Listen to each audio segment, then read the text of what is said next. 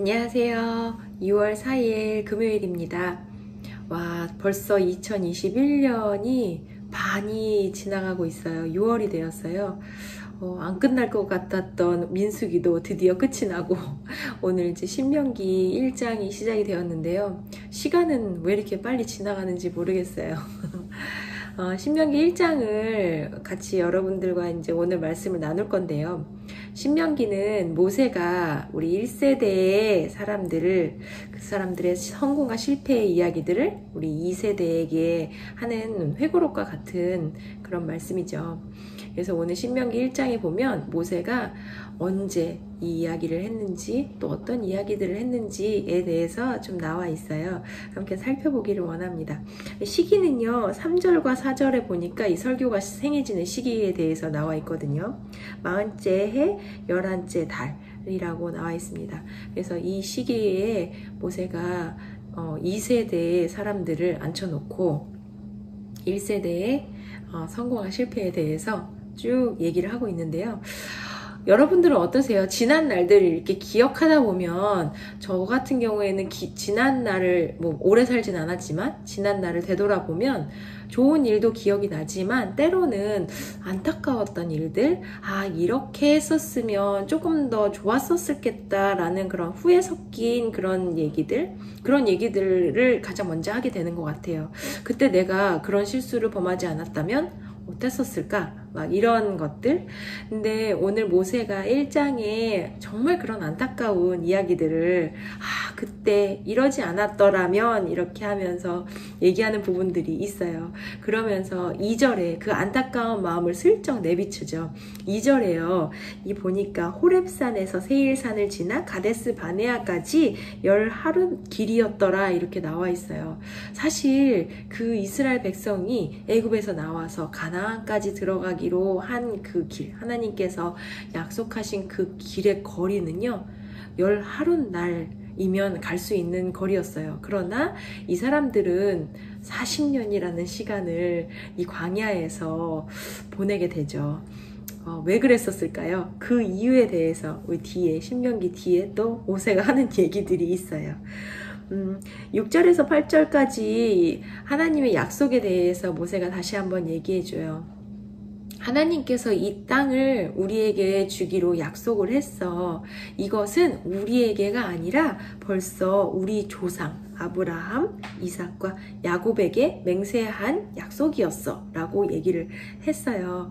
그러나 이 이스라엘의 불순종으로 인해서 이 10하루 길에 된 그 거리를 40년이라는 광야 생활을 보내게 되죠.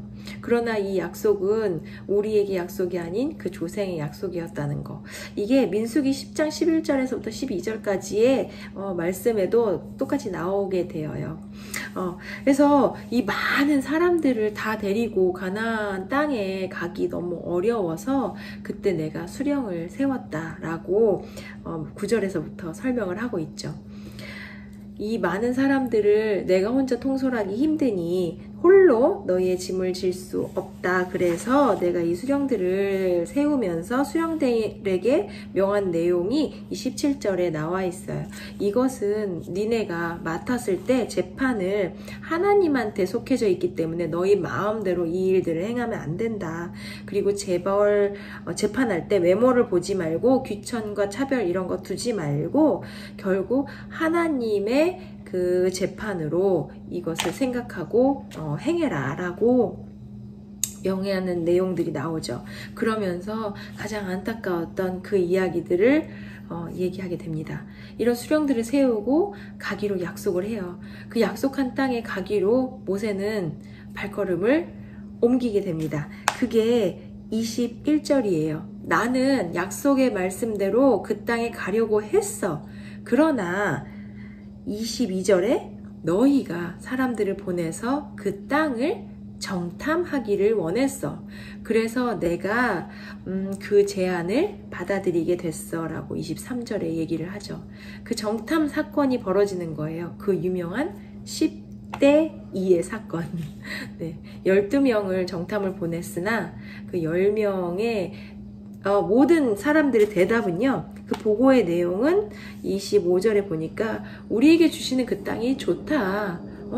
되게 좋았어. 그 땅 정말 좋은 땅이야 라고 얘기를 했어요. 보고의 내용은 좋았어요. 그러나 26절에 보니까 그러나 진짜 그렇게 시작을 하는데 너희가 올라가서 보니까 그 10대 2, 10명은 굉장히 부정적인 반응을 보였죠. 현실적인 핑계를 대기 시작해요. 그리고 부정적인 말들로 그 무리들을 막 이렇게 선동하기 시작해요. 그러나 그 2명 여호수아와 갈렙만은 하나님의 약속을 믿었죠. 그래서 29절에서부터 사람들을 회유하기 시작해요. 모세가. 그러지 마. 이 땅은 우리한테 허락한 하나님의 약속된 땅이었어. 왜 니네가 그런 현실적인 것들에 휘둘리니? 막 이렇게 회의를 하는데 그럼에도 불구하고 이 32절의 말씀을 보면 믿지 않는 백성들, 계속해서 그 말들을 믿지 않고 하나님의 언약을 믿지 않은 백성들에 대해서 나오게 돼요. 그로 인한 결과가요. 34절에서부터 이 46절까지 결과가 나오게 되는데요. 하나님이 정말 화가 나셨어요. 35절에 이 악한 세대 사람들 중에는 내가 그들의 조상에게 주기로 맹세한 좋은 땅을 볼 자가 하나도 없을 거야. 하나님이 이때 너무 화가 나셔서 이 1세대의 어른들을 책망하고 40년이라는 광야 뺑뺑이를 돌리게 되신 거예요. 그래서 아무도 들어갈 수가 없었죠. 결국 아무도 들어갈 수 없었으나 그 10대 2 중에 2명인 갈렙과 여호수아는 들어가게 하신다고 오직이라는 말씀으로 36절에서부터 38절까지 나와 있어요. 또 이 40절에 보니까 방향을 돌려서 다시 광야로 돌아갈 거야. 진짜 광야 생활의 시작을 알리게 되죠. 그래서 그들이 후회하게 되는 거예요. 아, 내가 왜 믿었을 걸, 왜 그랬지 하면서 그들이 자기 생각대로 또 고집을 부리고 올라가게 돼요. 하나님은 이미 광야 생활을 땅땅땅 선포하셨는데 이 사람들이 죄송합니다 하나님, 광야 생활을 잘 받아들이고 하나님의 말씀에 순종하겠습니다 이게 아니라 잘못했죠. 그래서 다시 한번 내가 그 땅에 올라가겠습니다 라고 말도 안 되는 고집을 또 부리기 시작하는 거예요. 그래서 하나님이 소용없다! 그리고 42절에 이렇게 다시 니네 중에 하나도 없을 거야. 소용없어. 그렇게 하지 마 라고 얘기하시고 얘기를 하셨음에도 불구하고 그들은 또 결국 고집을 부리고 올라갔죠. 올라가서 다시 가나안을 들어가려고 했을 때 어떤 일이 벌어졌냐면 44절에 결국 이 아모리 족속에게 완전히 패하게 되는 그런 사건이 벌어지죠. 자기 고집대로 했을 때 하나님께서 이들을 또 벌하시게 됐어요. 결국 그리고 이제 가나안 땅에 들어갈 수가 없고 40년을 그렇게 훈련을 했었죠. 이런 얘기들을 모세가 이 2세대의 자손들에게 이야기해주고 있는 거예요. 니네가 왜 40년 동안 뺑뺑이를 돌게 됐는지, 1세대의 잘못과 또 어떤 일들이 있었는지에 대해서 자세하게 설명을 해주고 있습니다. 결국 하나님 말씀에 순종하지 않은 자는 뺑뺑이를 돌 수밖에 없는 거예요. 그게 왜 그러냐면요. 여기에 보면 2세대에 우리는 다 결과를 아니까 2세대의 사람들은 결국 가나안에 들어갔어요. 여호수아와 갈렙도 그 약속의 말씀처럼 들어갔어요. 들어가서 하나님 말씀을 계속 순종하고 살았으면 좋았을걸. 가나안 땅에 들어간 이후에 계속해서 불순종을 저지르죠.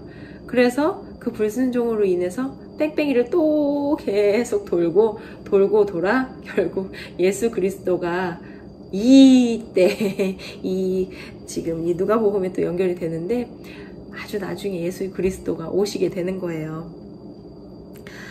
참 돌고 돌아 예수님을 또 보내주시게 되죠.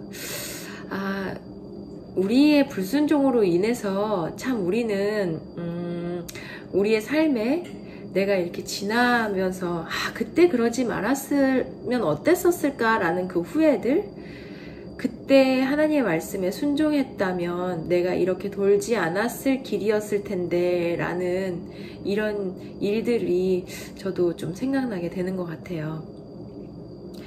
그러면서 이 모세가 2세대의 사람들에게 안타까운 마음과 사랑하는 마음을 담아 이 신명기의 이야기들이 시작이 되는데요. 저도 저의 자식들이 있으니까 저희 자식들에게 앉혀놓고 저의 예전 얘기를 하진 않았어도 제가 이제 잔소리를 하거나 혼을 내거나 이렇게 하다 보면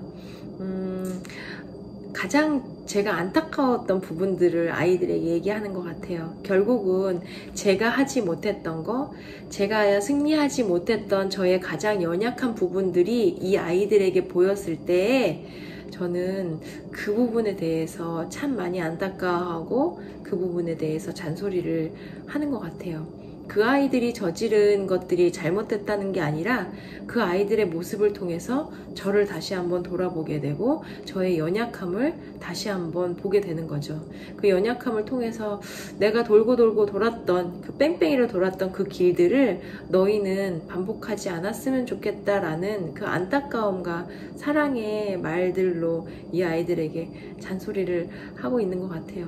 알아들을지는 모르겠지만요. 제가 이렇게 보니까 이 순종할 수 있는 이유는 하나인 것 같아요. 약속의 말씀을 믿었을 때 순종하게 되는 것 같아요. 온전히 믿지 못하면 약속의 말씀을 순종하지 못하는 것 같아요. 유리는요 참 순종을 잘해요. 참 아이들이 넷이 있다는 건 저한테 복인 것 같아요. 유리가 순종을 하는 모습을 보면 참 이뻐요. 그래서 제가 안 해주고 싶다가도 꼭 해주게 되거든요. 유리가 작년에 저랑 약속했던 게 있어요.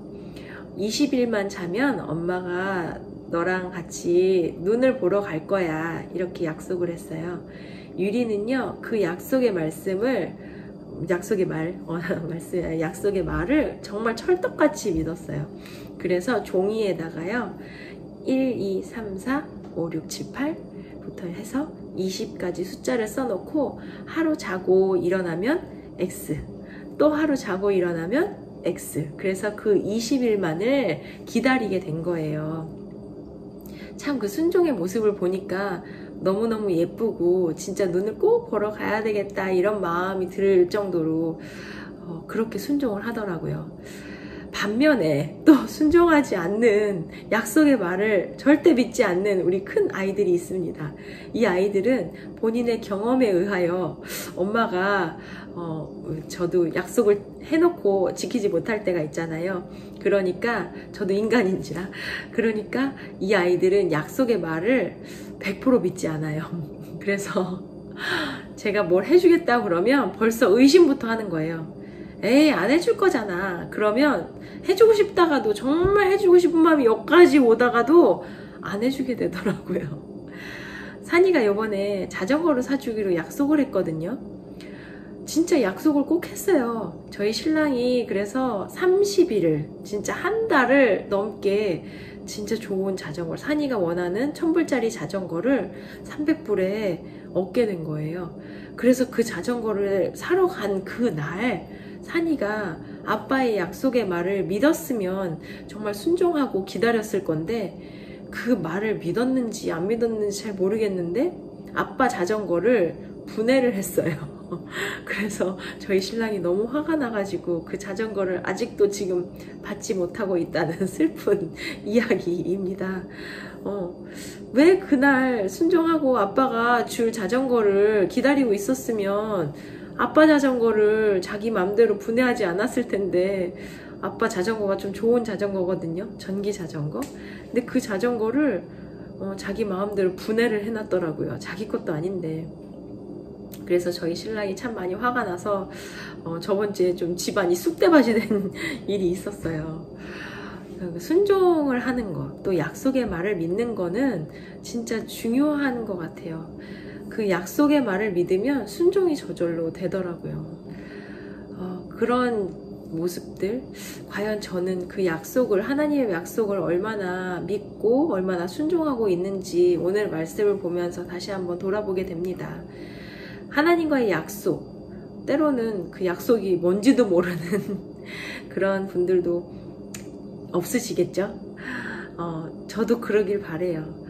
그 약속은요, 이렇게 보니까 참 친밀했을 때 생기는 것 같아요. 너랑 나랑 약속을 아무나 하지는 않잖아요. 매일 친하게 이야기하고 제가 받아낼 것이 있고 또 하나님께서 주시고 싶은 게 있다는 그 마음을 알게 될 때 그 약속은 성립이 되는 것 같거든요. 저도 그 약속이 있어요. 하나님과 한 그 비밀의 약속, 그 약속을 정말 저는 믿어요. 그래서 오늘 하루도 그 약속으로 말미암아 순종하는 하루가 되는 것 같아요. 그런데 이렇게 약속을 잊어버리게 되는 날이 있잖아요. 그런 날은 저도 모르게 순종을 못하게 되더라고요. 저는 그 약속을 매일 이 말씀 묵상에서 다시 한번 확인하게 되는 것 같아요. 이 말씀 묵상을 하지 않은 그 하루는 내 약속이 뭐였지? 이것도 생각하지 못하고 순종하지 못하고 하루가 그냥 훅 지나가게 되는데, 말씀 묵상을 하면 하나님께서 나에게 허락하신 그 약속이 이거였지, 이 약속의 말씀을 붙잡고 오늘도 순종하겠습니다, 이런 결단이 나오게 되는 것 같아요. 마리아가 천사의 약속의 말씀을 믿었어요. 그리고 그 말씀에 순종하고 예수님을 잉태함으로 말미암아 46절에 주께서 하신 말씀이 반드시 이루어지리라고 믿은 그 여자에게 복이 있도다 라고 하신 말씀처럼, 오늘 여러분들과 저의 삶에 이 약속의 말씀을 믿음으로 복이 있도다 라는 그런 이야기들을 하나님께 듣는 하루가 되었으면 좋겠습니다. 오늘 하루도 승리하시고요. 그 약속의 말씀 다시 한번 생각하시면서 믿음으로 복이 있는 하루 되기를 간절히 원합니다. 빠이빠이.